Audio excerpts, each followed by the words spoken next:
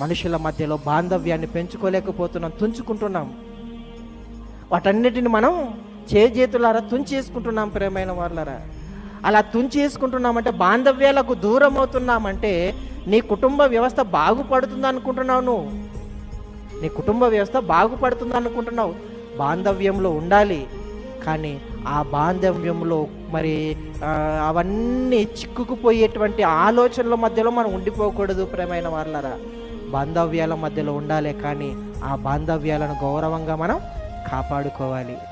ప్రియులారా, ఆలోచించండి. ఒక కుటుంబ వ్యవస్థను పాడు చేసుకోవటానికి నాబాలు యొక్క కేవలం నోటి మాట, తన మాట యొక్క దురుసుతనం, తన మాట యొక్క మోటుతనం. ప్రేమైన వారలరా, ఆ మోటుతనం చేత దబ్బెము చాలా ఉంది, కానీ ఉండేది లక్షణం ఏంటి? లక్షణమేమి? మోటుతనం.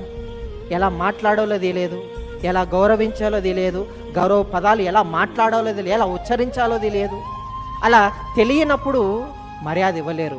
అలా తెలియనప్పుడు మర్యాదగా మనం పలకరించలేం. అలా తెలియనప్పుడు ఎదుటి వారికి మనం గౌరవించలేం. ప్రేమైన వాళ్ళరా, అలా గౌరవించాలంటే మన మోటుతనాన్ని, మన మూర్ఖత్వాన్ని, మన మూఢత్వాన్ని పోగొట్టుకోవాలి.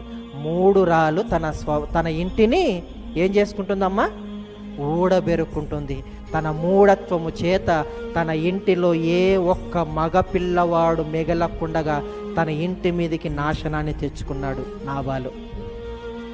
ఇది భర్తగా నాబాలు మూఢత్వం కలిగినటువంటి లక్షణం.